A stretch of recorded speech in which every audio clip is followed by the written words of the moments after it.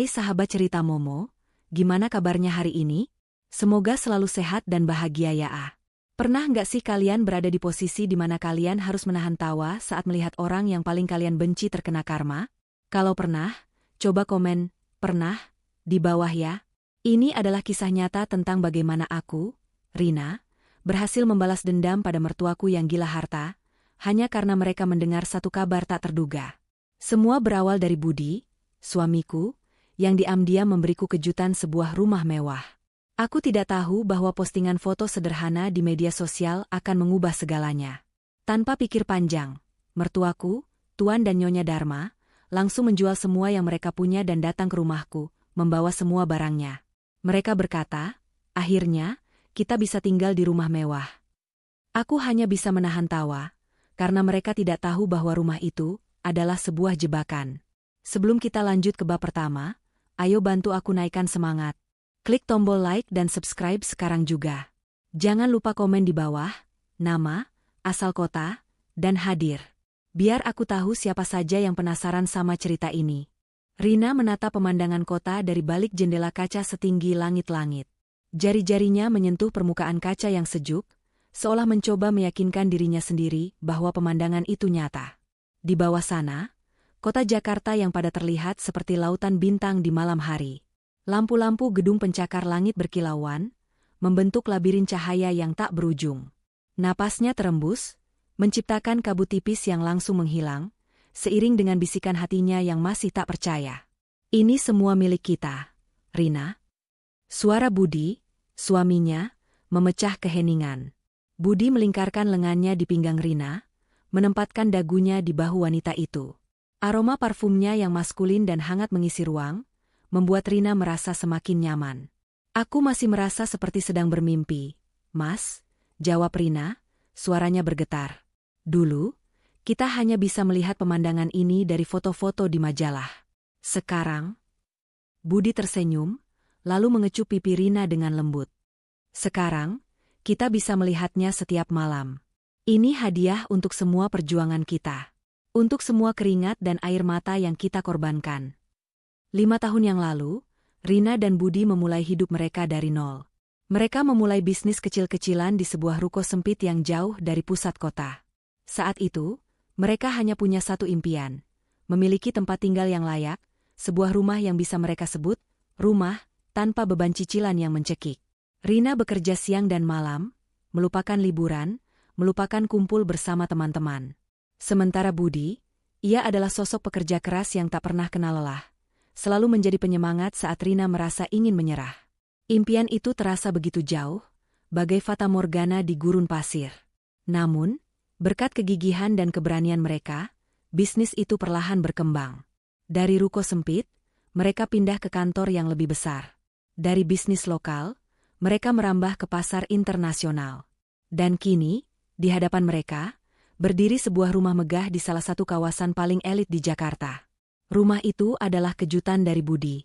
Ia diam-diam mengurus semua proses pembelian, memastikan semua surat-surat selesai tanpa Rina curigai. Budi ingin melihat ekspresi Rina saat pertama kali melihat rumah impian mereka terwujud. Malam ini, Budi mengajak Rina pergi makan malam, tetapi ia justru mengemudikan mobilnya menuju kawasan perumahan ini. Selamat datang di rumah kita, sayang, kata Budi saat mereka melangkah masuk. Seketika, Rina tak bisa berkata-kata. Lantai marmer putihnya memantulkan cahaya lampu gantung kristal yang megah. Dinding-dindingnya dihiasi dengan lukisan-lukisan abstrak yang menawan. Ruang keluarga begitu luas, dengan sofa-sofa empuk berwarna abu-abu yang menghadap ke jendela besar. Dapur modern dengan kitchen set berwarna hitam mengkilap terlihat sangat canggih. Semuanya terasa sempurna. Mas, ini serius? Rina bertanya, masih terkejut. Budi mengangguk sambil tersenyum. Serius. Semua yang ada di sini, aku pilih khusus untukmu. Dapur ini, tempat di mana kau akan memasak dengan bahagia. Ruang keluarga ini, tempat di mana kita akan menghabiskan malam minggu sambil menonton film. Dan kamar tidur itu. Budi menggandeng tangan Rina menuju sebuah pintu. Tempat di mana kita akan mengakhiri hari dengan tenang. Kamar tidur mereka sangat luas, dengan ranjang berukuran king size dan pemandangan kolam renang pribadi di bawahnya. Jendela-jendela yang besar memungkinkan cahaya bulan masuk, menciptakan nuansa romantis. Di balkon kecil, terdapat 2 kursi santai. Rina membayangkan dirinya duduk di sana sambil minum teh di sore hari. Ini lebih dari yang pernah aku impikan, Mas, kata Rina. Air matanya mulai menggenang. Makasih banyak. SSST, jangan menangis. Budi mengusap air mata Rina dengan ibu jarinya. Kau pantas mendapatkan ini. Kau dan aku, kita pantas mendapatkan ini. Malam itu, mereka menghabiskan waktu dengan berkeliling di dalam rumah. Rina mengambil beberapa foto dengan ponselnya. Ia memotret Budi yang sedang duduk di sofa, pemandangan kota, dan bahkan sebuah foto selfie dirinya di balkon. Ia merasa sangat bahagia sehingga ia ingin membagikan momen ini. Tanpa berpikir panjang, Rina mengunggah foto selfie itu di media sosial dengan caption sederhana, "Finally, home sweet home." Rina tidak tahu, foto itu akan menjadi bumerang. Di latar belakang fotonya, terlihat sedikit bayangan jendela besar dan lampu kristal yang mencolok. Ia pikir tidak ada yang akan menyadarinya. Sementara itu, di sebuah rumah sederhana di pinggiran kota, Tuan Dharma dan Nyonya Dharma sedang asyik menonton televisi. Mereka adalah mertua Rina, orang tua Budi. Selama ini, mereka selalu hidup dalam kesederhanaan. Hidup mereka selalu dipenuhi dengan keluhan dan iri hati terhadap kekayaan orang lain. Mereka selalu menganggap diri mereka adalah orang-orang yang paling malang di dunia. Lihat tetangga kita, Pak, kata Nyonya Dharma. Anaknya baru lulus, sudah bisa beli mobil. Anak kita sudah menikah, tapi hidupnya masih begitu-begitu saja. Rumahnya kecil, mobilnya biasa saja. Tuan Dharma menghela napas. Sudah, Bu. Jangan selalu membandingkan hidup kita dengan orang lain. Budi dan Rina sudah berusaha keras. Berusaha keras apanya? Mereka kan sudah menikah 5 tahun. Seharusnya mereka sudah kaya raya. Nyonya Dharma menggerutu. Ia sangat mengharapkan Budi dan Rina menjadi kaya raya agar mereka bisa menikmati kekayaan anak mereka. Saat itu, ponsel Nyonya Dharma berbunyi. Ada notifikasi dari media sosial. Ia membukanya, dan matanya langsung terbelalak melihat unggahan Rina.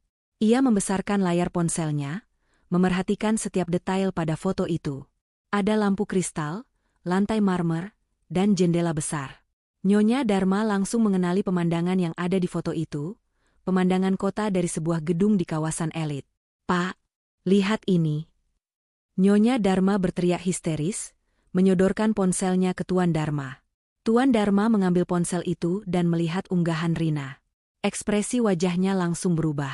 Ini kan foto dari area perumahan. Ini rumah baru Rina dan Budi. Mereka tidak bilang kalau mereka beli rumah mewah. Nyonya Dharma memekik.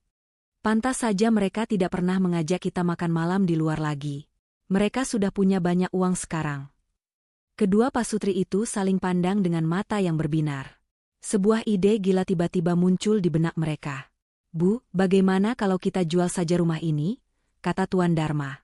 Rumah Rina dan Budi besar, pasti banyak kamar kosong. Lagi pula, mereka anak kita, mereka pasti tidak keberatan kalau kita tinggal bersama mereka. Nyonya Dharma mengangguk-angguk setuju. Ide bagus. Pak, kita jual saja rumah ini. Kita bisa hidup nyaman di sana. Tidak perlu lagi memikirkan uang. Kita bisa berenang di kolam renang setiap hari, makan di restoran mewah, dan membeli barang-barang yang kita suka. Mereka tidak memikirkan perasaan Rina dan Budi. Mereka hanya memikirkan diri mereka sendiri. Malam itu, mereka tidak tidur. Mereka menghabiskan malam dengan merencanakan semuanya. Mereka akan menghubungi agen properti besok, dan menjual rumah mereka secepatnya. Keesokan paginya, Rina terbangun dengan senyum di wajahnya. Ia melihat Budi yang masih terlelap. Rina tersenyum, lalu mengecup kening suaminya. Pagi ini, ia dan Budi akan pergi ke kantor. Mereka tidak ingin terlalu berlama-lama liburan. Mereka ingin segera kembali bekerja. Saat sedang menyiapkan sarapan, ponsel Rina berdering. Nama, Mama Dharma, muncul di layar. Rina mengangkatnya dengan senyum. Halo, Ma. Ada apa? Rina bertanya. Suara Nyonya Dharma terdengar sangat ceria di seberang sana. Rina, Mama ada kabar gembira untuk kalian berdua. Kabar gembira apa, Ma? Rina bertanya, penasaran. Nanti Mama akan ceritakan langsung. Oh iya, Mama dan Papa sudah dalam perjalanan ke rumah kalian. Sampai ketemu nanti ya, sayang. Nyonya Dharma langsung mematikan panggilan, membuat Rina kebingungan. Rina menatap ponselnya, mengerutkan dahi. Kenapa mertuanya tiba-tiba datang? Dan kabar gembira apa yang mereka maksud? Rina tidak tahu bahwa kabar itu akan menjadi awal dari bencana. Sementara itu, di sebuah mobil yang dipenuhi dengan barang-barang, Tuan Dharma dan Nyonya Dharma sedang dalam perjalanan menuju rumah Rina. Mereka tersenyum puas, membayangkan hidup mewah yang akan mereka jalani sebentar lagi. Mereka tidak tahu bahwa rumah yang mereka tuju adalah sebuah jebakan.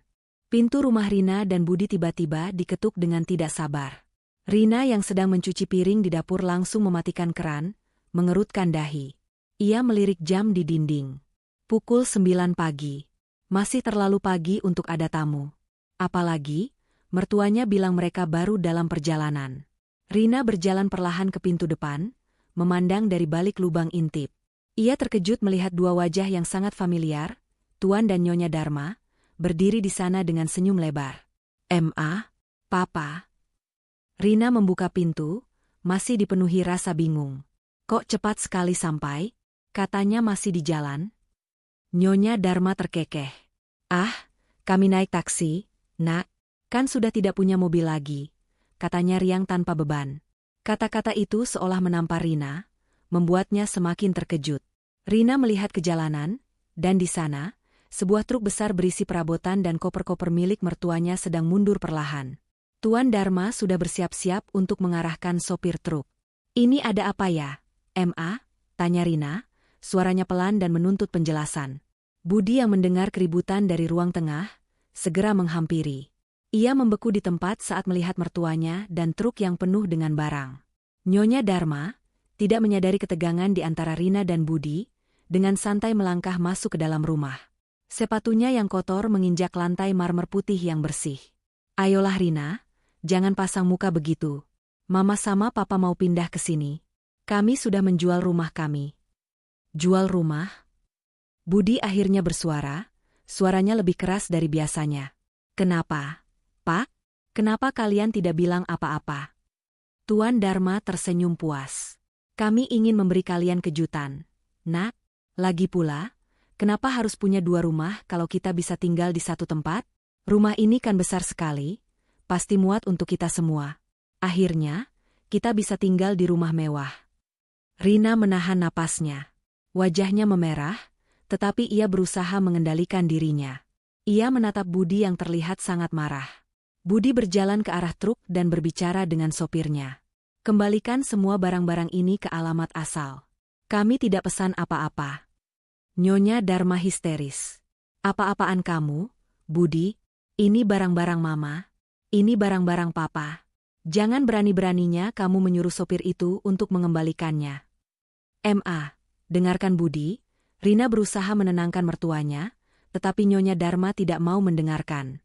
Ia menuding-nuding Rina dan Budi. "Kalian tidak malu ya? Punya rumah semewah ini tapi tidak mau berbagi dengan orang tua? Dari dulu Mama sudah tahu kalian ini serakah." Nyonya Dharma berteriak-teriak, membuat para tetangga menoleh ke arah rumah Rina. "Ma, bisa kita bicarakan ini di dalam?" kata Budi, suaranya bergetar menahan amarah. "Ini tidak seperti yang Mama pikirkan." "Tidak seperti yang Mama pikirkan bagaimana?" Nyonya Dharma memekik. "Kalian kan sudah pamer-pamer foto di media sosial. Ini kan rumah mewah. Kami mau ikut tinggal di sini." Budi menggelengkan kepalanya. "Ma, kami tidak akan pernah pamer-pamer. Rina hanya mengunggah foto biasa, bukan untuk pamer. Dan, kalian tidak bisa langsung memutuskan untuk pindah begitu saja tanpa bertanya kepada kami." Mendengar kata-kata Budi, Tuan Dharma langsung mengubah taktiknya. "Budi, Rina, kalian jangan begitu. Mama dan Papa sudah tua. Kami hanya ingin menghabiskan sisa hidup kami bersama anak kami. Apa salahnya?" Tuan Dharma memeluk Budi. Budi menatap Rina, dan Rina membalasnya dengan tatapan kosong. Ia tidak tahu harus bereaksi seperti apa. Ia ingin membiarkan Budi yang menyelesaikan masalah ini. Akhirnya, Rina menghela napas. "Baiklah. Masuklah, Mama dan Papa.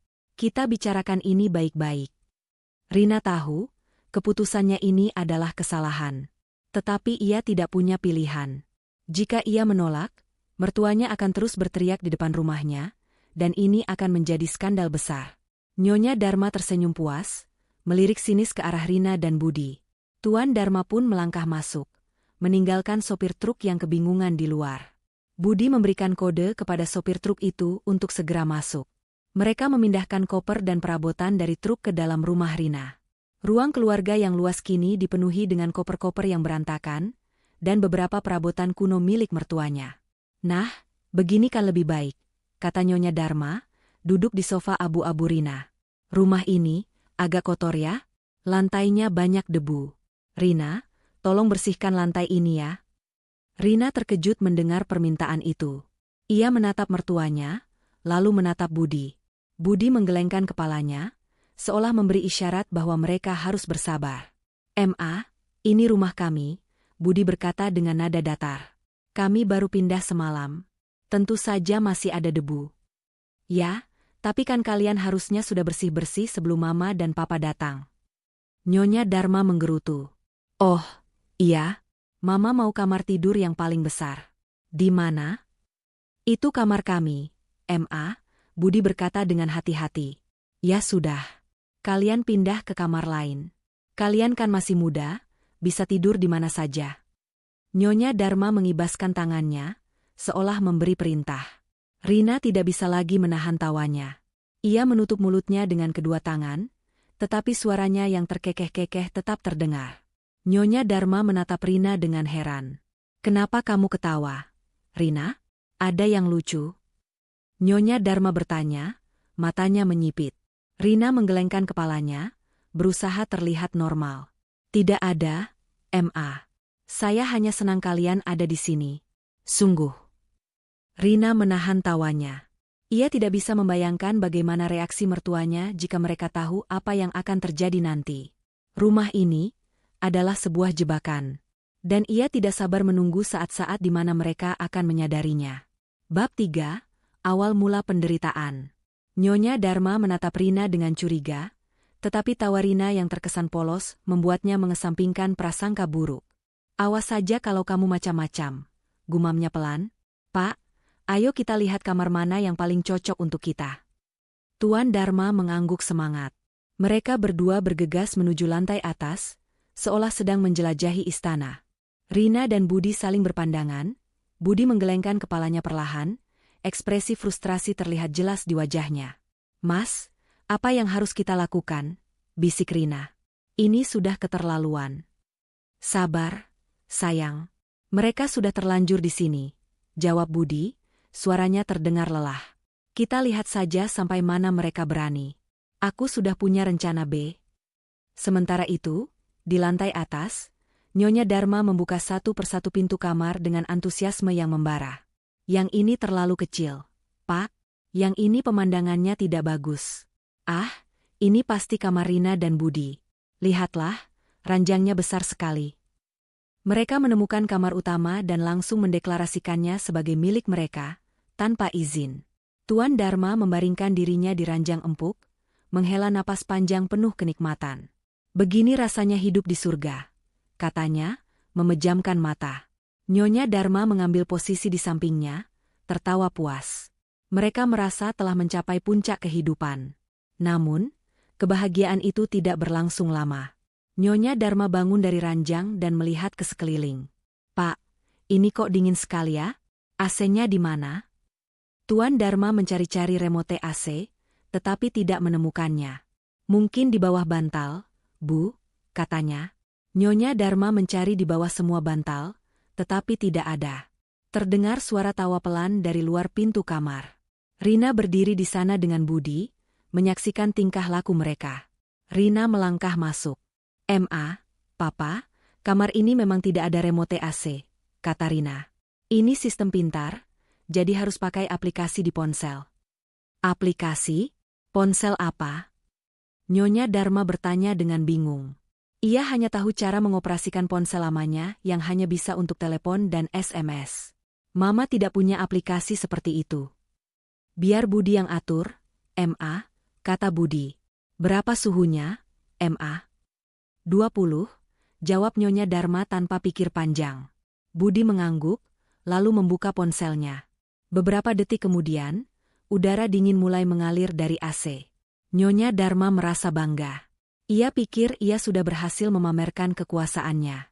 Nah, begitu dong, katanya. Besok, ajarin Mama cara pakai aplikasinya ya. Baik, Ma, kata Budi, memaksakan senyum.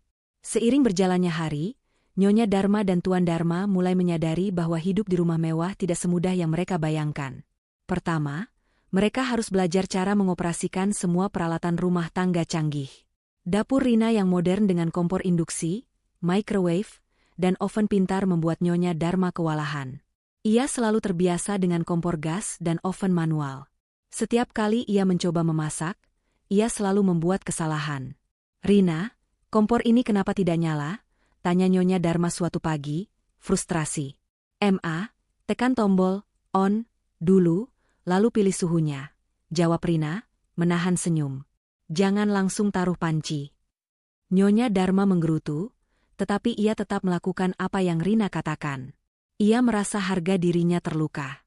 Kedua, mereka menyadari bahwa rumah mewah ini tidak ada pembantu. Mereka terbiasa dengan Rina yang selalu siap membantu mereka di rumah lama. Di sini, Rina dan Budi bekerja di luar rumah, jadi tidak ada yang bisa mereka suruh. Rumah itu sangat besar, jadi Nyonya Dharma harus menyapu dan mengepel setiap hari, pekerjaan yang paling ia benci. Tuan Dharma harus mencuci piring dan membersihkan kamar mandi. Mereka berdua selalu mengeluh dan membandingkan hidup mereka di rumah lama. Dulu, Rina yang selalu bersih-bersih, keluh Nyonya Dharma pada Tuan Dharma. Sekarang, kita harus melakukan semuanya sendiri. Sabar, Bu, kata Tuan Dharma. Mungkin Rina dan Budi sedang sibuk. Kita kan sudah tua, tidak enak kalau harus menyusahkan mereka. Tidak enak apanya? Mereka kan anak kita. Nyonya Dharma membentak. Sudah untung kita mau tinggal di sini. Suatu sore, Nyonya Dharma dan Tuan Dharma duduk di tepi kolam renang. Mereka membayangkan diri mereka sedang berenang, menikmati sinar matahari, dan minum koktail. Tetapi, mereka tidak tahu cara mengoperasikan filter kolam renang. Mereka berdua mencoba memencet semua tombol, tetapi tidak ada yang berfungsi. Akhirnya, mereka menyerah, dan memutuskan untuk hanya merendam kaki mereka di kolam. Airnya dingin dan kotor, karena kolam itu tidak pernah dibersihkan. Ini kolam renang apa kubangan kerbau? Keluh Nyonya Dharma. Sudah kotor, airnya dingin. Sudah, Bu. Nanti kita minta Rina untuk membersihkannya, kata Tuan Dharma. Saat mereka sedang asyik merendam kaki mereka, Budi pulang dari kantor. Ia melihat mereka berdua, dan ekspresinya berubah menjadi datar. Ma, Papa, kenapa tidak berenang? Tanya Budi. Ini kolam renangnya rusak. Nak, kata Nyonya Dharma. Kami tidak tahu cara menghidupkannya. Budi tersenyum, lalu mengeluarkan ponselnya. Ia menekan beberapa tombol, dan suara mesin filter kolam renang mulai terdengar. Air di kolam mulai bergerak. Ini juga pakai aplikasi, Ma, kata Budi. Aplikasi untuk mengendalikan kolam renang. Nyonya Dharma terdiam. Ia merasa malu. Ia tidak bisa melakukan apa-apa tanpa bantuan Rina dan Budi. Tuan Dharma yang merasa tidak nyaman dengan situasi itu, langsung menarik Nyonya Dharma dari kolam. Malam itu, Nyonya Dharma dan Tuan Dharma tidak bisa tidur. Mereka merasa gerah, tetapi mereka tidak bisa menyalakan AC karena ponsel Budi sudah di mode diam. Mereka berdua mencoba mencari cara lain untuk menyalakan AC, tetapi tidak ada. Akhirnya, mereka menyerah, dan memutuskan untuk tidur dengan jendela terbuka. Tetapi, suara berisik dari luar membuat mereka semakin tidak nyaman. Malam itu, mereka tidak bisa tidur nyenyak. Keesokan harinya, mereka bangun pagi-pagi sekali. Mereka tidak bisa lagi menahan amarah mereka. Mereka pergi ke kamar Rina dan Budi, dan menggedor-gedor pintu dengan marah. Budi, Rina, bangun. Kalian harusnya sudah bangun. Kalian harusnya sudah siapkan sarapan untuk kami. Nyonya Dharma berteriak. Budi membuka pintu dengan mata yang masih merah. Ada apa, Ma? Kalian ini tidak sopan. Kalian tidak menghormati orang tua. Kalian tidur nyenyak sementara kami gerah semalaman. Nyonya Dharma memekik. Rina keluar dari kamar mandi, mengenakan piyamanya. Ia menatap mertuanya, lalu menatap Budi. Budi menatapnya, dan Rina mengangguk perlahan. Ini adalah saatnya. Rina harus menunjukkan kepada mertuanya siapa yang berkuasa di rumah ini. Papa, dengarkan saya baik-baik, kata Rina, suaranya terdengar dingin dan tajam. Ini rumah saya, dan ini adalah aturan-aturan di rumah ini. Pertama, tidak ada lagi teriak-teriak. Kedua, semua barang-barang kalian harus disimpan di gudang.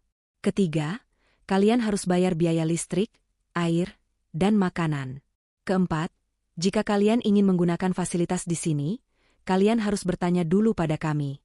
Kelima, jika kalian tidak suka, kalian bisa pergi dari sini. Nyonya Dharma dan Tuan Dharma terkejut. Mereka tidak menyangka Rina akan berani mengatakan hal seperti itu. Nyonya Dharma terdiam, tidak bisa berkata apa-apa. Tuan Dharma hanya menunduk, tidak berani menatap mata Rina. Mereka menyadari, hidup di rumah mewah ini tidak semudah yang mereka bayangkan. Rina menatap mereka, lalu tersenyum. Senyum itu tidak terkesan ramah, tetapi sinis. Rina tahu, ini hanyalah awal dari penderitaan mereka. Nyonya Dharma dan Tuan Dharma menatap Rina dan Budi dengan tatapan kosong. Mereka tidak bisa lagi bersembunyi di balik senyum palsu. Rina yang melihat wajah-wajah bingung itu, hanya bisa menahan tawa. Ia dan Budi memang sudah merencanakan semua ini dari awal. Mereka tahu bahwa mertua mereka akan datang, dan mereka juga tahu bahwa mertua mereka akan membuat ulah. Jadi, mereka sudah siapkan segalanya. Rina melangkah ke depan dan menepuk bahu Nyonya Dharma. Papa, kalian bisa istirahat dulu. Kami sudah siapkan kamar untuk kalian di lantai 2. Nyonya Dharma yang masih belum bisa berkata-kata hanya bisa mengangguk pelan. Ia dan Tuan Dharma mengikuti Rina dan Budi ke lantai 2. Mereka melihat kamar yang besar dan mewah, tetapi tidak sebesar kamar utama. Nyonya Dharma mengerutkan dahi. Ia pikir ia akan mendapatkan kamar utama. Maaf, kata Budi, seolah bisa membaca pikiran ibunya. Kamar ini kami siapkan khusus untuk kalian. Kamar utama hanya untuk Rina dan saya. Nyonya Dharma ingin protes, tetapi ia menahan dirinya. Ia tahu, ia harus menjaga sikapnya. Ia tidak ingin Rina dan Budi mengusir mereka dari rumah ini. Rina dan Budi meninggalkan mereka di kamar. Mereka berdua berjalan ke ruang utama, lalu duduk di sofa. Mereka berdua tidak bisa menahan tawa mereka. Mereka tahu, ini hanyalah awal dari penderitaan mertua mereka. Seiring berjalannya hari, Nyonya Dharma dan Tuan Dharma mulai menyadari bahwa hidup di rumah mewah ini tidak semudah yang mereka bayangkan. Mereka pikir mereka akan hidup seperti raja dan ratu, tetapi mereka salah. Mereka harus melakukan semuanya sendiri, karena tidak ada pembantu. Nyonya Dharma yang biasanya selalu dilayani, kini harus menyapu, mengepel, dan membersihkan rumah. Ia mengeluh setiap hari, tetapi Rina dan Budi tidak peduli. Mereka berdua sibuk dengan pekerjaan mereka, dan mereka tidak punya waktu untuk mengurus mertua mereka. Tuan Dharma yang biasanya selalu santai, kini harus mencuci piring dan membersihkan kamar mandi. Ia mengeluh setiap hari, tetapi Rina dan Budi tidak peduli. Mereka berdua tahu, ini adalah bagian dari rencana mereka. Mereka ingin mertua mereka merasakan penderitaan yang sama, seperti yang mereka rasakan saat mereka masih tinggal di rumah lama. Suatu hari, Nyonya Dharma mencoba memasak. Ia ingin membuat masakan favoritnya, rendang. Tetapi, ia tidak tahu cara menggunakan kompor induksi. Ia mencoba menyalakannya, tetapi kompor itu tidak menyala. Ia memanggil Rina, tetapi Rina tidak menjawab. Ia mencoba menelepon Budi, tetapi Budi tidak menjawab. Ia merasa kesal, lalu memanggil Tuan Dharma. Pak, tolong bantu Mama, kata Nyonya Dharma. Kompor ini tidak bisa digunakan.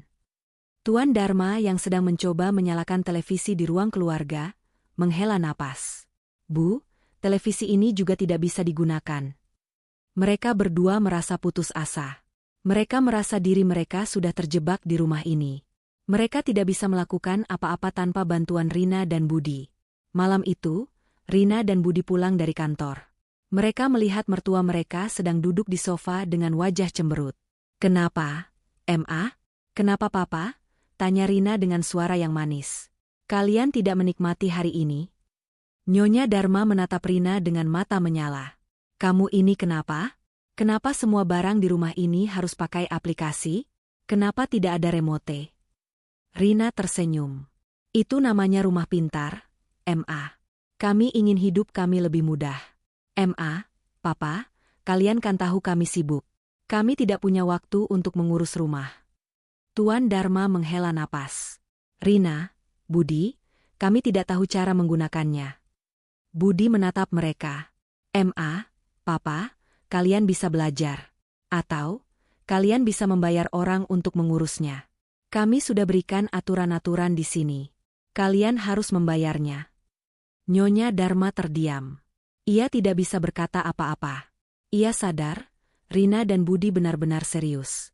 Keesokan harinya, Rina dan Budi pergi ke kantor seperti biasa. Rina memberikan kunci kepada mertuanya. Ma, Papa, ini kunci rumah. Jika kalian ingin keluar, jangan lupa kunci pintunya, kata Rina. Nyonya Dharma dan Tuan Dharma tersenyum puas. Mereka pikir Rina dan Budi sudah menyerah. Mereka tidak tahu bahwa itu adalah awal dari penderitaan yang lebih besar. Mereka berdua pergi keluar rumah, berjalan-jalan di sekitar perumahan. Mereka melihat tetangga-tetangga Rina dan Budi yang kaya raya. Mereka mengobrol dengan beberapa orang, mencoba pamer bahwa mereka adalah orang tua Budi, pemilik rumah mewah.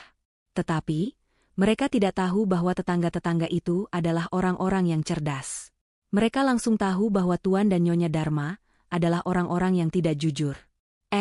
Apa kabar, Bu? Sapa salah satu tetangga Rina dan Budi, seorang wanita parubaya dengan pakaian desainer. Saya tetangga Rina dan Budi. Nama saya Bulina.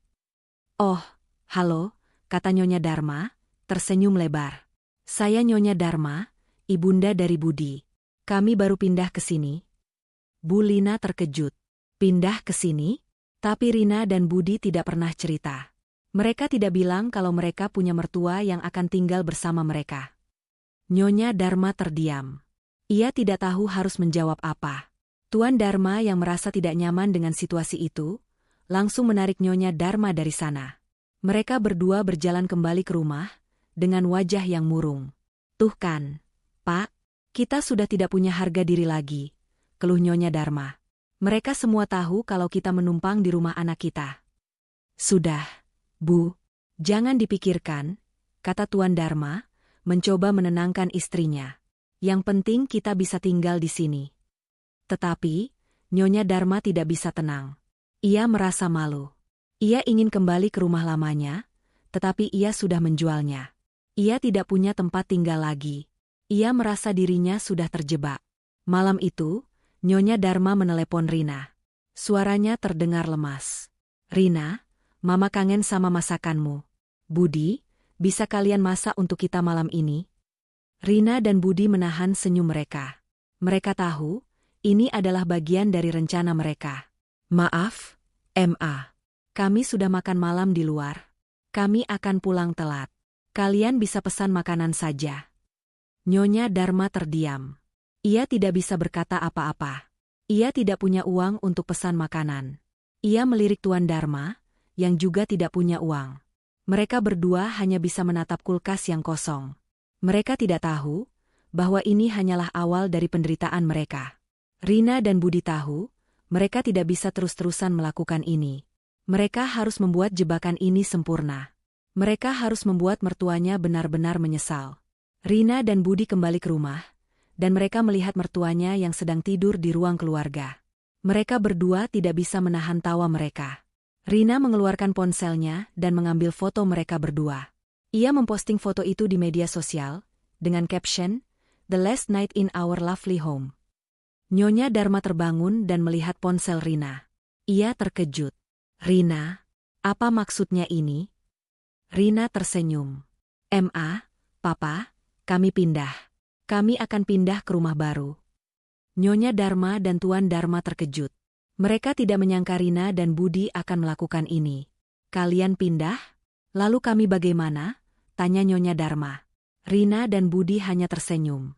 Ma, Papa, kalian bisa tinggal di sini. Ini kan rumah kalian sekarang. Nyonya Dharma dan Tuan Dharma terdiam. Mereka tidak menyangka, rumah yang mereka idam-idamkan ini adalah sebuah jebakan. Rina dan Budi pergi, meninggalkan mereka di rumah mewah itu. Mereka berdua merasa malu dan menyesal. Mereka merasa diri mereka sudah terjebak. Pintu rumah megah itu tertutup, dan suaranya seperti mengunci Tuan dan Nyonya Dharma dalam sebuah penjara yang indah. Mereka berdiri mematung di tengah ruang tamu, menyaksikan mobil Rina dan Budi melaju menjauh. Senyum di wajah Rina saat terakhir kali mereka melihatnya, kini terasa seperti tawa iblis yang mengejek. Budi, Rina, mereka tidak mungkin serius, kan? Suara Nyonya Dharma bergetar, lebih karena ketakutan daripada amarah. Ia melihat sekeliling, dan ruangan yang tadinya penuh dengan cahaya kemewahan, kini terasa dingin dan sepi. Tuan Dharma mencoba bersikap tenang. Mereka pasti kembali, Bu. Mereka hanya ingin mengerjai kita sedikit. Namun, kata-katanya terdengar lebih meyakinkan untuk dirinya sendiri daripada untuk Nyonya Dharma. Ia pun merasa ada yang tidak beres. Malam mulai larut, dan gelap menyelimuti seisi rumah. Tuan Dharma mencoba mencari saklar lampu, tetapi tidak ada. Ia mencoba menyalakan lampu dengan tepukan tangan, tetapi tidak ada yang terjadi. Ia akhirnya menyadari, semua lampu di rumah itu dioperasikan dengan aplikasi di ponsel. Mereka pun tidak bisa menghidupkan AC, televisi, bahkan keran air. Mereka berada di rumah yang kaya fitur, tetapi tidak bisa menggunakan satu pun. Pak, saya lapar. Keluh Nyonya Dharma, perutnya berbunyi. Tuan Dharma mencoba membuka kulkas, tetapi kulkas itu kosong. Hanya ada beberapa botol air mineral. Mereka berdua akhirnya makan roti kering yang mereka bawa dari rumah lama, dan meminum air mineral itu sampai habis. Keesokan harinya, mereka bangun dengan wajah pucat dan mata bengkak. Mereka merasa haus dan lapar. Mereka memutuskan untuk keluar rumah, mencari makanan dan minuman. Mereka mencoba membuka pintu, tetapi pintu itu terkunci. Budi, Rina, mereka benar-benar meninggalkan kita di sini. Teriak Nyonya Dharma, suaranya pecah. Ia mencoba menekan tombol di samping pintu, berharap ada yang membukanya, tetapi tidak ada yang terjadi. Mereka terjebak. Setelah berjam-jam mencoba, Tuan Dharma akhirnya menemukan sebuah kunci cadangan yang diletakkan di bawah pot bunga. Mereka berdua akhirnya bisa keluar. Mereka berjalan kaki ke toko terdekat, dengan perut keroncongan dan wajah pucat. Mereka membeli beberapa bungkus nasi bungkus dan air mineral, lalu memakannya di pinggir jalan. Beberapa orang yang lewat menatap mereka dengan tatapan aneh. Mereka merasa malu, dan memutuskan untuk kembali ke rumah. Namun, saat mereka kembali, mereka menemukan pintu rumah terkunci lagi. Mereka melihat sekeliling, dan mereka menemukan bahwa kunci cadangan yang tadinya ada di bawah pot bunga, kini sudah tidak ada. Mereka benar-benar ingin membuat kita menderita, kata Nyonya Dharma, suaranya bergetar. Ia menatap Tuan Dharma, dan ia melihat ketakutan di mata suaminya. Mereka berdua menyadari, mereka sudah tidak punya apa-apa. Rumah lama sudah dijual, dan rumah baru ini tidak bisa mereka gunakan. Mereka terjebak. Mereka mencoba menelepon Budi dan Rina, tetapi ponsel mereka tidak aktif. Mereka mencoba menelepon sanak saudara, tetapi tidak ada yang menjawab. Mereka akhirnya memutuskan untuk pergi ke rumah tetangga. Mereka mengetuk pintu, dan seorang wanita parubaya membuka pintu. Itu adalah Bu Lina, tetangga Rina dan Budi. Maaf, Bu. Kami mau pinjam telepon. Ponsel kami tidak berfungsi, kata Nyonya Dharma, suaranya bergetar. Bu Lina menatap mereka dengan tatapan curiga. Ia tahu bahwa Nyonya Dharma dan Tuan Dharma adalah orang-orang yang tidak jujur. Ia tahu bahwa mereka adalah orang-orang yang hanya ingin memanfaatkan Rina dan Budi. Maaf, Pak. Saya tidak bisa membantu, kata Bu Lina, lalu menutup pintu. Nyonya Dharma terdiam. Ia merasa malu. Ia merasa harga dirinya sudah diinjak-injak. Ia melihat ke arah Tuan Dharma, yang hanya bisa menunduk. Mereka berdua akhirnya tidur di pinggir jalan. Mereka tidak bisa tidur nyenyak. Malam itu, mereka berdua merasa kedinginan dan kelaparan. Nyonya Dharma menangis. Ia merasa menyesal. Ia ingin kembali ke rumah lamanya, tetapi rumah itu sudah dijual. Ia merasa dirinya sudah terjebak. Keesokan harinya, mereka bangun dengan suara perutnya yang keroncongan. Mereka mencoba mencari makanan, tetapi tidak ada. Mereka akhirnya memutuskan untuk meminta-minta. Mereka pergi ke pasar, dan meminta makanan dari pedagang. Beberapa orang menatap mereka dengan tatapan kasihan, dan beberapa orang menatap mereka dengan tatapan jijik. Mereka merasa malu, dan memutuskan untuk kembali ke rumah. Namun, saat mereka kembali, mereka menemukan pintu rumah terbuka. Mereka masuk ke dalam, dan menemukan Rina dan Budi sedang duduk di sofa. Mereka berdua terkejut. "Ma, Papa, kenapa kalian tidur di luar?" tanya Budi, suaranya lembut. Nyonya Dharma tidak bisa berkata apa-apa. Ia hanya bisa menangis. "Rina, Budi, kami minta maaf." Rina dan Budi menatap mereka. Mereka berdua tidak bisa menahan senyum mereka. "Ma, Papa, kami sudah siapkan makanan untuk kalian," kata Rina. "Ayo, makan dulu." Nyonya Dharma dan Tuan Dharma terdiam. Mereka merasa bersalah. Mereka menyadari, Rina dan Budi adalah anak-anak yang baik. Mereka hanya ingin memberikan pelajaran. Dan mereka tidak bisa berbuat apa-apa. Mereka berdua makan dengan lahap, dan mereka merasa lega. Setelah makan, Rina dan Budi mengajak mereka ke kamar. Mereka berdua terkejut melihat kamar itu. Kamar itu sudah dibersihkan, dan di dalamnya ada beberapa pakaian baru. Rina dan Budi sengaja membeli pakaian itu untuk mereka. "Ma, Papa, kalian bisa mandi. Kami sudah siapkan air hangat," kata Rina. Nyonya Dharma dan Tuan Dharma terdiam. Mereka merasa bersalah.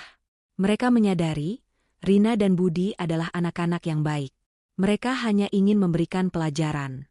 Dan mereka tidak bisa berbuat apa-apa. Mereka berdua mandi, dan berganti pakaian. Mereka merasa lebih baik. Mereka berdua berbaring di tempat tidur, dan mereka berdua menangis. Mereka merasa menyesal. Mereka merasa diri mereka sudah terlalu serakah. Mereka tahu, mereka sudah terjebak.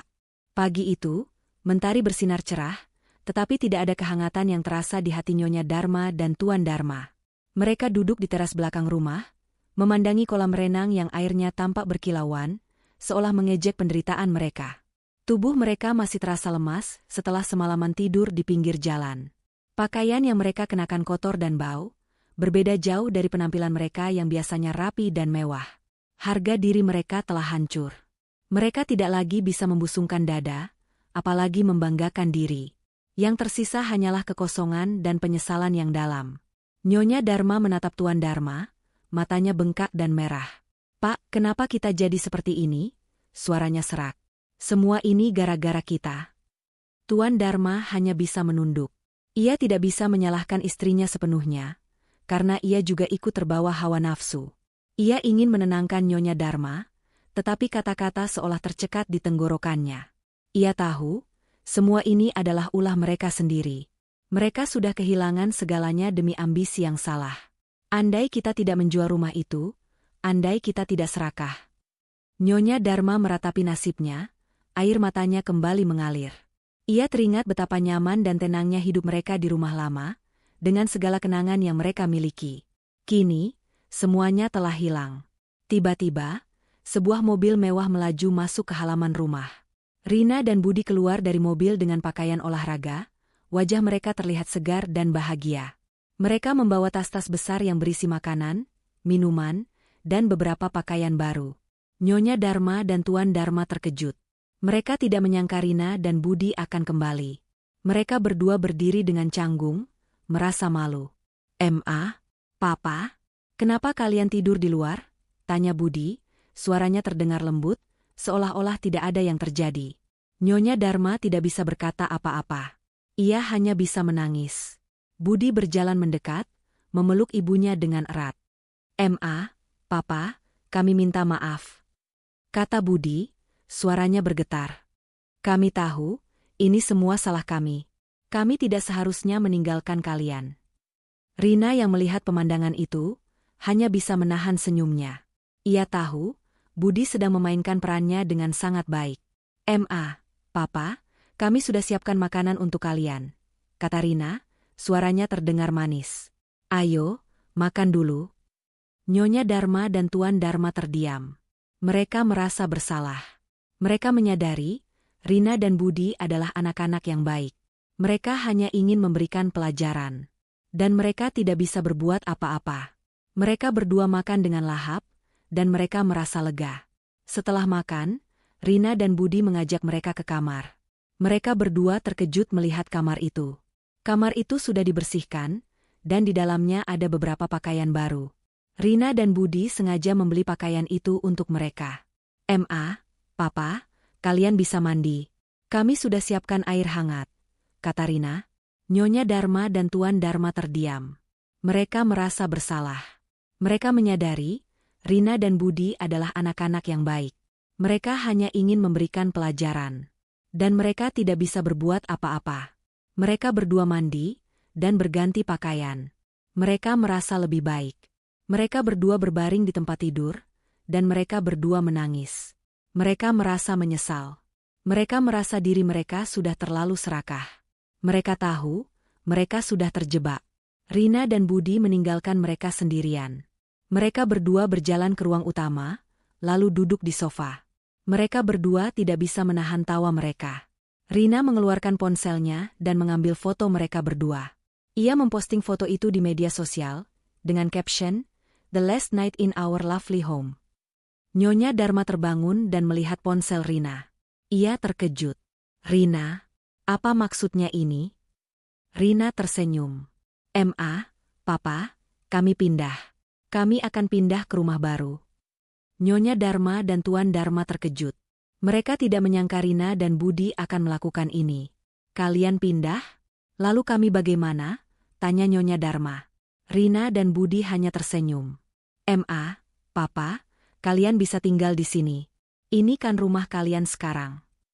Nyonya Dharma dan Tuan Dharma terdiam. Mereka tidak menyangka, rumah yang mereka idam-idamkan ini adalah sebuah jebakan. Rina dan Budi pergi, meninggalkan mereka di rumah mewah itu. Mereka berdua merasa malu dan menyesal. Mereka merasa diri mereka sudah terjebak. Gelap malam yang dingin telah berganti dengan teriknya matahari, tetapi bagi Tuan dan Nyonya Dharma, penderitaan tidak beranjak. Mereka terbangun dari tidur yang tidak nyenyak, tubuh mereka kedinginan dan kaku di lantai marmer yang keras. Rasa lapar dan haus menusuk perut mereka, mengingatkan mereka pada kenyataan pahit. Mereka kini sendirian, terjebak di dalam sebuah istana yang tidak bisa mereka gunakan. Nyonya Dharma mencoba menyalakan lampu, tetapi semua sia-sia. Ia meraba-raba dinding, mencari saklar konvensional, tetapi tidak ada. Ia menggerutu, kenapa semua harus canggih? Kenapa tidak ada remote? Kenapa tidak ada pembantu? Tuan Dharma, yang tadinya masih mencoba menenangkan diri, kini mulai panik. "Jangan mengeluh, Bu. Kita harus mencari jalan keluar. Kita tidak bisa selamanya di sini." Mereka berusaha membuka pintu, tetapi terkunci. Jendela-jendela yang besar dan lebar itu juga tidak bisa dibuka. Mereka merasa seperti burung yang dikurung dalam sangkar emas.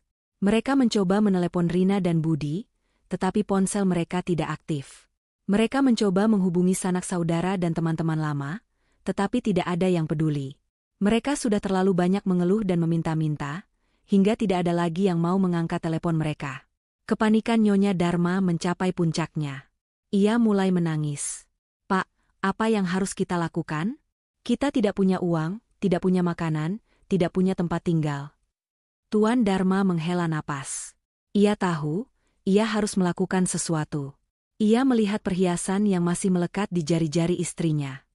"Bu, kita bisa jual perhiasanmu. Kita bisa membeli makanan dan mencari tempat tinggal sementara." Nyonya Dharma menatap Tuan Dharma dengan tatapan kosong. Perhiasan itu adalah satu-satunya harta yang ia miliki. Ia tidak mau menjualnya. Tetapi, ia tidak punya pilihan. Ia tahu, ini adalah satu-satunya jalan keluar. Mereka berdua berjalan kaki ke toko perhiasan terdekat, dengan perut keroncongan dan wajah pucat. Mereka merasa malu. Mereka merasa harga diri mereka sudah diinjak-injak. Nyonya Dharma mencoba bernegosiasi dengan penjual perhiasan, tetapi penjual itu tahu bahwa perhiasan itu tidak seberapa. "Bu, perhiasan ini hanya imitasi. Harganya tidak seberapa," kata penjual perhiasan. Nyonya Dharma terkejut. Ia tidak percaya. Ia membeli perhiasan itu di toko yang mahal, dan ia yakin bahwa perhiasan itu asli. Ia menatap penjual perhiasan itu, dan ia melihat ejekan di matanya. Ia merasa malu. Ia merasa harga dirinya sudah diinjak-injak. Tuan Dharma yang melihat situasi itu, langsung menarik Nyonya Dharma keluar dari toko. Sudah, Bu, kita cari toko lain. Mereka berdua berjalan ke toko lain, tetapi hasilnya sama. Perhiasan itu tidak seberapa. Mereka berdua akhirnya hanya bisa menjual beberapa perhiasan, dan mereka hanya mendapatkan uang yang tidak seberapa. Mereka membeli beberapa bungkus nasi bungkus dan air mineral, lalu memakannya di pinggir jalan. Beberapa orang yang lewat menatap mereka dengan tatapan aneh. Mereka merasa malu, dan memutuskan untuk kembali ke rumah. Namun, saat mereka kembali, mereka menemukan pintu rumah terkunci lagi. Mereka melihat sekeliling, dan mereka menemukan bahwa kunci cadangan yang tadinya ada di bawah pot bunga, kini sudah tidak ada. Mereka benar-benar ingin membuat kita menderita, kata Nyonya Dharma, suaranya bergetar. Ia menatap Tuan Dharma, dan ia melihat ketakutan di mata suaminya. Mereka berdua menyadari, mereka sudah tidak punya apa-apa. Rumah lama sudah dijual, dan rumah baru ini tidak bisa mereka gunakan. Mereka terjebak. Mereka mencoba menelepon Budi dan Rina, tetapi ponsel mereka tidak aktif. Mereka mencoba menelepon sanak saudara, tetapi tidak ada yang menjawab. Mereka akhirnya memutuskan untuk pergi ke rumah tetangga. Mereka mengetuk pintu, dan seorang wanita parubaya membuka pintu. Itu adalah Bu Lina, tetangga Rina dan Budi. Maaf, Bu. Kami mau pinjam telepon. Ponsel kami tidak berfungsi, kata Nyonya Dharma, suaranya bergetar. Bu Lina menatap mereka dengan tatapan curiga. Ia tahu bahwa Nyonya Dharma dan Tuan Dharma adalah orang-orang yang tidak jujur. Ia tahu bahwa mereka adalah orang-orang yang hanya ingin memanfaatkan Rina dan Budi. Maaf, Pak. Saya tidak bisa membantu, kata Bu Lina, lalu menutup pintu. Nyonya Dharma terdiam. Ia merasa malu. Ia merasa harga dirinya sudah diinjak-injak. Ia melihat ke arah Tuan Dharma, yang hanya bisa menunduk. Mereka berdua akhirnya tidur di pinggir jalan. Mereka tidak bisa tidur nyenyak. Malam itu, mereka berdua merasa kedinginan dan kelaparan. Nyonya Dharma menangis. Ia merasa menyesal. Ia ingin kembali ke rumah lamanya, tetapi rumah itu sudah dijual. Ia merasa dirinya sudah terjebak. Keesokan harinya, mereka bangun dengan suara perutnya yang keroncongan. Mereka mencoba mencari makanan, tetapi tidak ada. Mereka akhirnya memutuskan untuk meminta-minta. Mereka pergi ke pasar, dan meminta makanan dari pedagang. Beberapa orang menatap mereka dengan tatapan kasihan, dan beberapa orang menatap mereka dengan tatapan jijik. Mereka merasa malu, dan memutuskan untuk kembali ke rumah. Namun, saat mereka kembali, mereka menemukan pintu rumah terbuka. Mereka masuk ke dalam, dan menemukan Rina dan Budi sedang duduk di sofa. Mereka berdua terkejut. "Ma, Papa, kenapa kalian tidur di luar?" tanya Budi, suaranya lembut. Nyonya Dharma tidak bisa berkata apa-apa. Ia hanya bisa menangis. "Rina, Budi, kami minta maaf." Rina dan Budi menatap mereka. Mereka berdua tidak bisa menahan senyum mereka. "Ma, Papa, kami sudah siapkan makanan untuk kalian," kata Rina. "Ayo, makan dulu." Nyonya Dharma dan Tuan Dharma terdiam. Mereka merasa bersalah. Mereka menyadari, Rina dan Budi adalah anak-anak yang baik. Mereka hanya ingin memberikan pelajaran. Dan mereka tidak bisa berbuat apa-apa. Mereka berdua makan dengan lahap, dan mereka merasa lega. Setelah makan, Rina dan Budi mengajak mereka ke kamar. Mereka berdua terkejut melihat kamar itu. Kamar itu sudah dibersihkan, dan di dalamnya ada beberapa pakaian baru. Rina dan Budi sengaja membeli pakaian itu untuk mereka. "Ma, Papa, kalian bisa mandi. Kami sudah siapkan air hangat," kata Rina. Nyonya Dharma dan Tuan Dharma terdiam. Mereka merasa bersalah. Mereka menyadari, Rina dan Budi adalah anak-anak yang baik. Mereka hanya ingin memberikan pelajaran. Dan mereka tidak bisa berbuat apa-apa. Mereka berdua mandi, dan berganti pakaian. Mereka merasa lebih baik. Mereka berdua berbaring di tempat tidur, dan mereka berdua menangis. Mereka merasa menyesal. Mereka merasa diri mereka sudah terlalu serakah. Mereka tahu, mereka sudah terjebak. Kabar tentang kemalangan Tuan dan Nyonya Dharma menyebar lebih cepat daripada api di musim kemarau. Semua berawal dari grup obrolan para sosialita yang sering dikunjungi Nyonya Dharma. Salah satu tetangga baru Rina, Bu Lina, Secara diam-diam mengambil foto Nyonya Dharma yang sedang memungut sisa makanan dari tempat sampah. Foto itu kemudian dikirim ke grup dan disertai dengan keterangan yang penuh sindiran. Lihat siapa yang sedang mencari rezeki, Nyonya Dharma si sosialita. Nyonya Dharma tidak menyadari bahwa ia telah menjadi bahan gosip dan ejekan. Ia dan Tuan Dharma terus berjalan tanpa arah, mencari makan, mencari tempat tinggal, tetapi mereka tidak tahu bahwa mata-mata di mana-mana. Setiap kali mereka meminta bantuan, mereka selalu ditolak dengan tatapan sinis. Mereka tidak mengerti mengapa semua orang menjauhi mereka, seolah-olah mereka adalah penyakit menular. Suatu hari, Nyonya Dharma yang kelaparan mencoba menjual salah satu tas desainer palsunya di pasar Loak.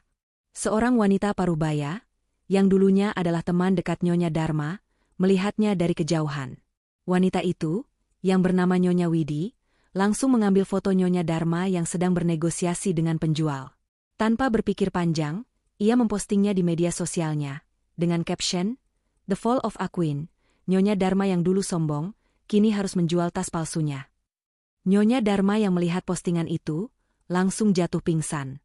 Tuan Dharma yang panik, mencoba membangunkannya, tetapi ia tidak bisa. Ia merasa putus asa.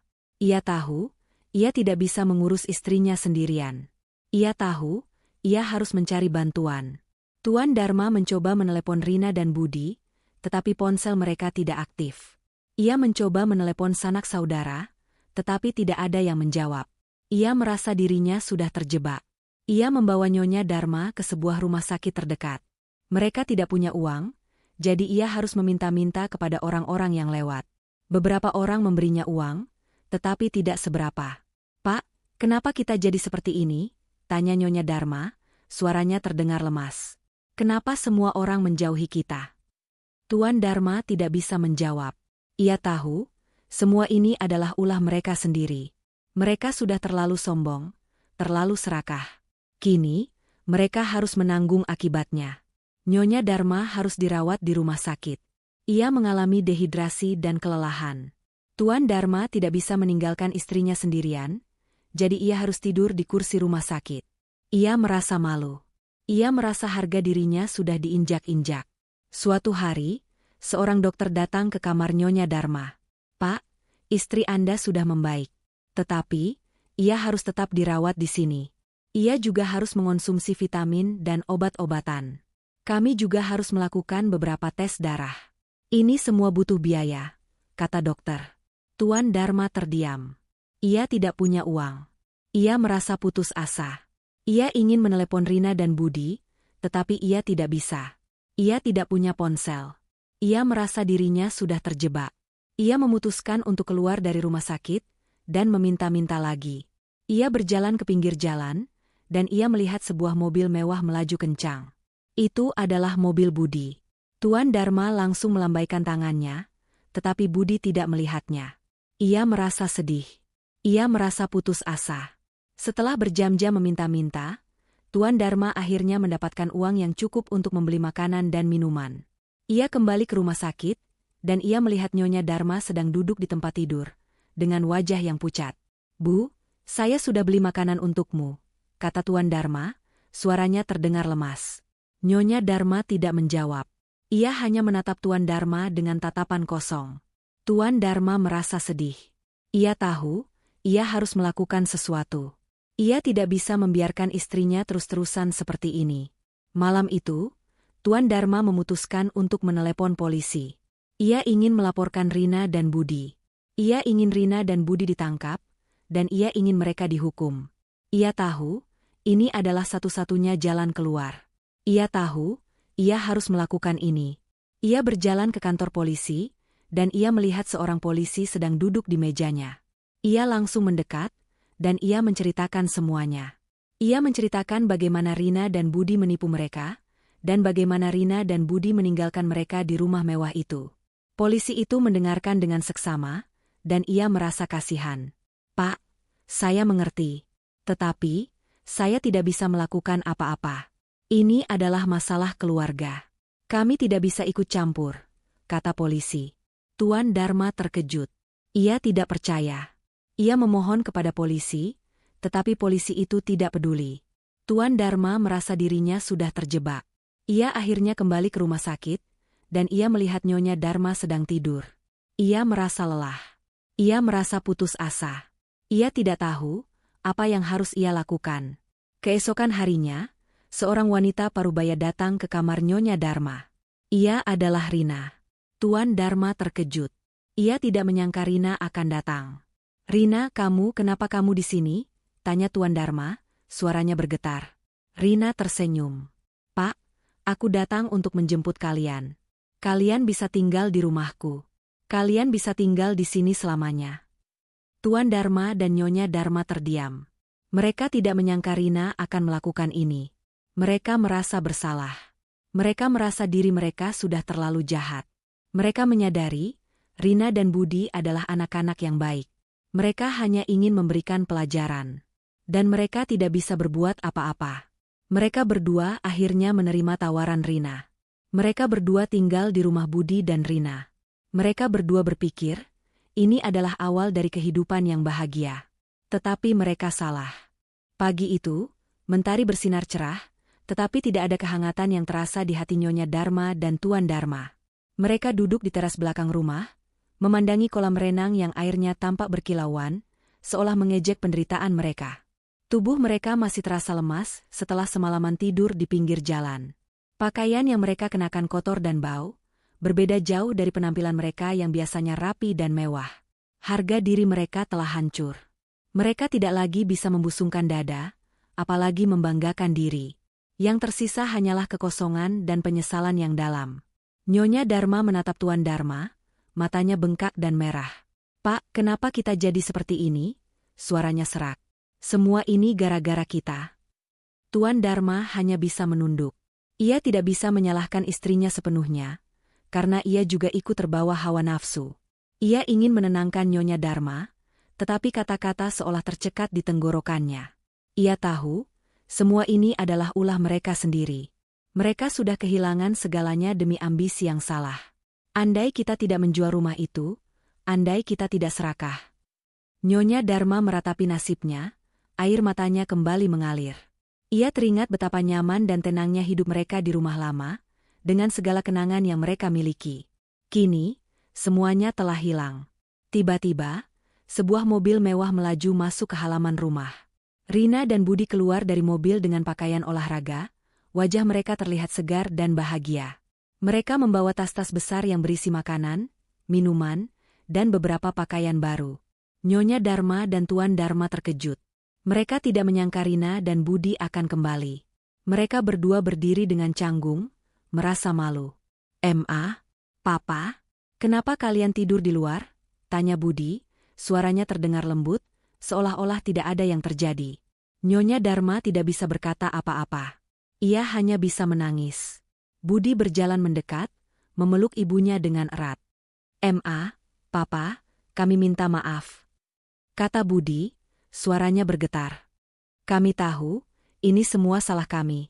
Kami tidak seharusnya meninggalkan kalian." Rina yang melihat pemandangan itu, hanya bisa menahan senyumnya. Ia tahu, Budi sedang memainkan perannya dengan sangat baik. "Ma, Papa, kami sudah siapkan makanan untuk kalian," kata Rina, suaranya terdengar manis. "Ayo, makan dulu."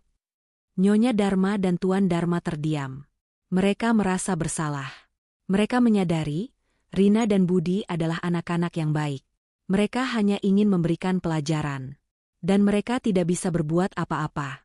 Mereka berdua makan dengan lahap, dan mereka merasa lega. Setelah makan, Rina dan Budi mengajak mereka ke kamar. Mereka berdua terkejut melihat kamar itu. Kamar itu sudah dibersihkan, dan di dalamnya ada beberapa pakaian baru. Rina dan Budi sengaja membeli pakaian itu untuk mereka. "Ma, Papa, kalian bisa mandi. Kami sudah siapkan air hangat," kata Rina. Nyonya Dharma dan Tuan Dharma terdiam. Mereka merasa bersalah. Mereka menyadari, Rina dan Budi adalah anak-anak yang baik. Mereka hanya ingin memberikan pelajaran. Dan mereka tidak bisa berbuat apa-apa. Mereka berdua mandi, dan berganti pakaian. Mereka merasa lebih baik. Mereka berdua berbaring di tempat tidur, dan mereka berdua menangis. Mereka merasa menyesal. Mereka merasa diri mereka sudah terlalu serakah. Mereka tahu, mereka sudah terjebak. Rina dan Budi meninggalkan mereka sendirian. Mereka berdua berjalan ke ruang utama, lalu duduk di sofa. Mereka berdua tidak bisa menahan tawa mereka. Rina mengeluarkan ponselnya dan mengambil foto mereka berdua. Ia memposting foto itu di media sosial, dengan caption, "The last night in our lovely home." Nyonya Dharma terbangun dan melihat ponsel Rina. Ia terkejut. "Rina, apa maksudnya ini?" Rina tersenyum. Papa, kami pindah. Kami akan pindah ke rumah baru." Nyonya Dharma dan Tuan Dharma terkejut. Mereka tidak menyangka Rina dan Budi akan melakukan ini. "Kalian pindah? Lalu kami bagaimana?" tanya Nyonya Dharma. Rina dan Budi hanya tersenyum. Papa, kalian bisa tinggal di sini. Ini kan rumah kalian sekarang." Nyonya Dharma dan Tuan Dharma terdiam. Mereka tidak menyangka, rumah yang mereka idam-idamkan ini adalah sebuah jebakan. Rina dan Budi pergi, meninggalkan mereka di rumah mewah itu. Mereka berdua merasa malu dan menyesal. Mereka merasa diri mereka sudah terjebak. Rumah mewah itu, yang tadinya terasa seperti surga, kini berubah menjadi neraka bagi Tuan dan Nyonya Dharma. Pintu terkunci, ponsel mati, dan kulkas kosong. Mereka terbangun di kamar tamu yang sederhana, kasur berukuran sedang dengan spray putih polos, sangat kontras dengan ranjang besar beralaskan sutra yang mereka impikan. Cahaya matahari yang masuk melalui jendela besar seharusnya terasa menenangkan, tetapi justru terasa seperti lampu sorot yang menerangi aib mereka. Mereka tidak lagi memiliki hak atas rumah ini. Mereka hanyalah tamu, atau lebih tepatnya, tumpangan yang terlantar. Nyonya Dharma, dengan wajah yang masih pucat dan mata bengkak, menyentuh bantal yang tidak empuk dan gorden yang tidak bermotif mewah. Ia menghela napas. "Pak, kita benar-benar salah," bisiknya, suaranya terdengar hampa. Ia tidak lagi mengeluh atau merengek, hanya ada kekosongan yang dalam. "Kupikir kita akan jadi ratu dan raja di sini, tapi kita malah jadi pengemis."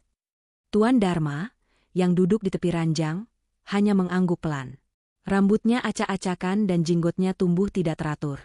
Ia melihat bayangan dirinya di cermin, seorang pria yang dulunya sombong dan terhormat, kini tampak rapuh dan lelah. "Kita memang pantas mendapatkannya, Bu. Kita sudah terlalu jahat pada Rina dan Budi." Hari pertama tanpa Rina dan Budi terasa bagaikan kiamat kecil. Mereka berdua lapar dan haus. Kulkas kosong. Makanan di laci dapur hanyalah bumbu-bumbu dapur. Mereka mencari-cari di setiap laci, setiap lemari, berharap menemukan setidaknya sebungkus mie instan. Tidak ada. Bahkan air keran pun tidak mengalir. Ternyata, Rina dan Budi sudah mematikan semua sistem air dan listrik di rumah itu dari aplikasi ponsel mereka. "Budi, Rina, mereka benar-benar tega," kata Nyonya Dharma, air matanya menetes. Tuan Dharma mencoba bersikap tenang, tetapi matanya menunjukkan kepanikan. "Kita harus keluar dari sini, Bu. Kita harus ke rumah teman atau saudara." Mereka berdua mencoba membuka pintu, tetapi terkunci. Mereka berdua mencoba membuka jendela, tetapi terlalu tinggi. Mereka merasa seperti burung yang dikurung dalam sangkar emas. Mereka mencari-cari kunci cadangan yang tadinya ada di bawah pot bunga, tetapi tidak ada. Rina dan Budi sudah mengambilnya. Mereka akhirnya menemukan cara untuk keluar. Ada sebuah jendela di kamar mandi tamu yang bisa dibuka. Mereka berdua berhasil keluar, tetapi di luar sana, dunia tidak lebih ramah. Mereka berjalan kaki ke toko terdekat, dengan perut keroncongan dan wajah pucat. Mereka tidak punya uang sepeser pun. Semua uang mereka, semua perhiasan mereka, sudah mereka jual untuk membeli rumah ini. Mereka mencoba menelepon sanak saudara, tetapi tidak ada yang menjawab. Mereka sudah terlalu banyak mengeluh dan meminta-minta, hingga tidak ada lagi yang mau mengangkat telepon mereka. Mereka mencoba menelepon teman-teman lama mereka, tetapi mereka juga tidak mau membantu. Mereka tahu, Tuan dan Nyonya Dharma adalah orang-orang yang hanya ingin memanfaatkan mereka. Nyonya Dharma yang dulunya dikenal sebagai sosialita kaya, kini harus meminta-minta makanan di pasar. Ia merasa malu. Ia merasa harga dirinya sudah diinjak-injak. Ia melihat ke arah Tuan Dharma, yang hanya bisa menunduk. Nyonya Dharma, yang selama ini selalu menganggap dirinya superior, kini merasakan penderitaan yang sama seperti yang Rina rasakan. Ia merasakan sakitnya diremehkan, sakitnya dicemooh, sakitnya dikhianati. Ia menyadari, semua yang ia lakukan selama ini adalah kesalahan. Ia menyadari, ia sudah menghancurkan kebahagiaan anaknya sendiri. Malam itu, mereka berdua tidur di pinggir jalan, dengan perut keroncongan dan tubuh yang kedinginan. Nyonya Dharma menangis. Ia tidak bisa tidur. Ia teringat akan wajah Rina yang selalu tersenyum, wajah Rina yang selalu tulus, wajah Rina yang selalu sabar. Ia menyadari, Rina adalah menantu yang terbaik. Ia menyadari, Rina adalah menantu yang paling mencintai anaknya. "Pak, aku ingin kembali ke rumah lama kita," bisik Nyonya Dharma, air matanya kembali mengalir. "Aku ingin kembali ke rumah yang sederhana, tapi penuh kenangan. Aku ingin kembali ke kehidupan yang sederhana, tapi penuh kebahagiaan. Aku tidak mau lagi hidup seperti ini." Tuan Dharma hanya mengangguk. "Aku juga, Bu. Aku juga. Tapi, kita tidak bisa. Kita sudah menjualnya. Kita sudah menghancurkan segalanya." Nyonya Dharma dan Tuan Dharma akhirnya menemukan sebuah panti asuhan. Mereka masuk ke sana, dan mereka menceritakan kisah mereka kepada kepala panti. Kepala panti yang baik hati, merasa kasihan pada mereka. Ia membiarkan mereka tinggal di sana, dan ia memberikan mereka makanan dan pakaian. Nyonya Dharma dan Tuan Dharma akhirnya menyadari, kebahagiaan sejati tidak bisa dibeli dengan uang. Kebahagiaan sejati datang dari cinta, kebaikan, dan ketulusan. Mereka menyesal. Mereka ingin kembali ke Rina dan Budi. Mereka ingin meminta maaf. Keesokan harinya, mereka berdua pergi ke rumah mewah itu. Mereka melihat rumah itu dari kejauhan. Mereka melihat Rina dan Budi sedang duduk di halaman belakang, tertawa dan bercanda. Mereka melihat Rina dan Budi yang begitu bahagia, dan mereka menyadari, mereka adalah penyebab dari kebahagiaan itu. Nyonya Dharma dan Tuan Dharma berdiri mematung. Mereka tidak berani mendekat. Mereka merasa malu. Mereka merasa tidak pantas. Mereka merasa mereka sudah tidak punya hak untuk meminta maaf. Mereka berdua berbalik, dan berjalan kembali ke panti asuhan. Mereka berdua tahu, mereka sudah tidak punya apa-apa. Mereka berdua bekerja di panti asuhan, membersihkan, memasak, dan merawat anak-anak. Mereka berdua hidup sederhana, tetapi mereka merasa bahagia. Mereka menyadari, hidup sederhana lebih baik daripada hidup kaya tetapi penuh dengan keserakahan. Suatu hari, Rina dan Budi datang ke panti asuhan. Mereka melihat Nyonya Dharma dan Tuan Dharma sedang bermain dengan anak-anak. Mereka melihat Nyonya Dharma dan Tuan Dharma yang begitu bahagia, dan mereka menyadari, mereka sudah berhasil. Mereka berhasil memberikan pelajaran berharga pada orang tua mereka. "Ma, Papa, kenapa kalian ada di sini?" tanya Budi. Suaranya terdengar lembut. Nyonya Dharma dan Tuan Dharma terkejut. Mereka tidak menyangka Budi dan Rina akan datang. "Budi, Rina, kami minta maaf," kata Nyonya Dharma, air matanya kembali mengalir. "Kami sudah menjual rumah itu.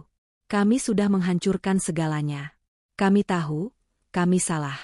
Kami tahu, kami sudah terlalu jahat pada kalian." Rina dan Budi menatap mereka. Mereka berdua tidak bisa menahan senyum mereka. "Ma, Papa, kami sudah membelikan rumah itu kembali untuk kalian," kata Budi. "Kalian bisa kembali ke sana." Nyonya Dharma dan Tuan Dharma terkejut. Mereka tidak bisa berkata apa-apa. Mereka menangis, dan mereka memeluk Budi dan Rina. Mereka tahu, mereka sudah mendapatkan kebahagiaan yang sejati. Tuan dan Nyonya Dharma berjalan kembali ke panti asuhan. Setiap langkah terasa berat dan hampa. Mereka telah melihat kebahagiaan sejati terpancar dari wajah Rina dan Budi, dan ironisnya, kebahagiaan itu adalah sesuatu yang mereka tolak dan hancurkan di masa lalu. Air mata yang sudah mengering kini kembali mengalir, bukan lagi karena penderitaan fisik, melainkan karena penyesalan yang mendalam. Mereka telah kehilangan segalanya, dan mereka menyadari bahwa yang terpenting dalam hidup bukanlah rumah mewah atau harta benda, melainkan keluarga dan cinta. Sore itu, saat mereka sedang membantu anak-anak yatim piatu belajar, sebuah mobil mewah berwarna hitam berhenti di depan panti asuhan. Jantung mereka berdebar kencang. Mereka melihat Rina dan Budi turun dari mobil dengan senyum yang tulus. Mereka membawa tas-tas besar yang berisi makanan, minuman, dan beberapa pakaian baru. "Ma, Papa, kenapa kalian ada di sini?" tanya Budi, suaranya terdengar lembut, seolah tidak ada yang terjadi. Nyonya Dharma tidak bisa berkata apa-apa. Ia hanya bisa menangis. Budi berjalan mendekat, memeluk ibunya dengan erat. "Ma, Papa, kami tahu kalian ada di sini. Kami sudah mencari kalian. Kami tidak akan meninggalkan kalian. Kami minta maaf," kata Budi, suaranya bergetar. Tuan Dharma dan Nyonya Dharma memeluk anak dan menantunya dengan erat. Mereka menangis, memohon ampun, dan menyesali semua perbuatan mereka di masa lalu. "Kami minta maaf, Budi. Rina. Kami sudah terlalu jahat pada kalian. Kami menyesal," kata Nyonya Dharma, suaranya serak. Rina menatap mereka dengan mata yang berkaca-kaca. Ia mengusap air mata mertuanya. "Ma, Pak, kami sudah memaafkan kalian. Kami tidak pernah membenci kalian. Kami hanya ingin memberikan pelajaran," kata Rina, suaranya lembut. "Kami ingin kalian sadar bahwa kebahagiaan sejati tidak bisa dibeli dengan uang." Nyonya Dharma menatap Rina dengan mata yang penuh rasa bersalah. "Rina, kamu adalah menantu yang terbaik. Kamu yang paling mencintai anakku," bisiknya. "Kami menyesal. Kami telah menjual rumah kami demi sebuah jebakan." Rina dan Budi tersenyum. Mereka menatap satu sama lain, dan Rina mengangguk. Budi menarik napas dalam-dalam, lalu mulai menceritakan segalanya. "Ma, Papa, sebenarnya rumah mewah itu bukanlah rumah kami. Itu hanya rumah sewa. Kami menyewanya selama 1 bulan untuk memberikan pelajaran pada kalian." Nyonya Dharma dan Tuan Dharma terkejut. Mereka tidak bisa berkata apa-apa. "Jebakan?" tanya Nyonya Dharma, suaranya bergetar. "Ya, Ma. Jebakan," kata Rina. "Kami tahu, kalian hanya ingin hidup mewah. Kami tahu, kalian hanya ingin memanfaatkan kami. Jadi, kami buat jebakan ini. Kami ingin kalian sadar bahwa uang bukanlah segalanya." "Lalu rumah kami?" tanya Tuan Dharma. "Kami sudah menjualnya." "Tidak, Pak. Kami sudah membelinya kembali," kata Budi. "Kami membelinya kembali, dan kami sudah membersihkannya. Kami sudah memperbaikinya. Rumah itu milik kalian sekarang." Nyonya Dharma dan Tuan Dharma terkejut. Mereka tidak bisa berkata apa-apa. Mereka menangis, dan mereka memeluk Budi dan Rina. Mereka tahu, mereka sudah mendapatkan kebahagiaan yang sejati. Mereka tahu, mereka sudah mendapatkan keluarga yang sejati. Rina dan Budi membawa mereka kembali ke rumah lama. Rumah itu tampak berbeda. Dindingnya dicat ulang dengan warna krem yang hangat, taman di depan rumah tampak lebih hijau dan terawat, dan di dalam, semua furnitur lama mereka yang sempat dijual telah diganti dengan yang baru namun tetap bergaya klasik dan nyaman. Namun, keajaiban terbesar adalah perasaan yang mereka rasakan saat masuk ke dalam. Mereka tidak lagi merasakan kekosongan atau rasa ingin memiliki. Mereka merasakan ketenangan, kebahagiaan, dan rasa syukur. Malam itu, mereka berempat duduk di ruang keluarga, makan malam bersama. Tuan dan Nyonya Dharma tidak lagi membanggakan apa-apa. Mereka hanya berbagi cerita, tertawa, dan menangis bersama. Mereka menyadari, hidup sederhana lebih baik daripada hidup kaya tetapi penuh dengan keserakahan. Rina menatap mereka. Ia melihat wajah mereka yang lelah, tetapi kini dipenuhi dengan ketenangan. Ia melihat mata mereka yang dulu penuh dengan keserakahan, kini dipenuhi dengan kebahagiaan. Ia menyadari, misinya sudah selesai. Ia berhasil memberikan pelajaran berharga pada mertuanya. "Ma, Pak," kata Rina, suaranya lembut. "Kami sangat mencintai kalian."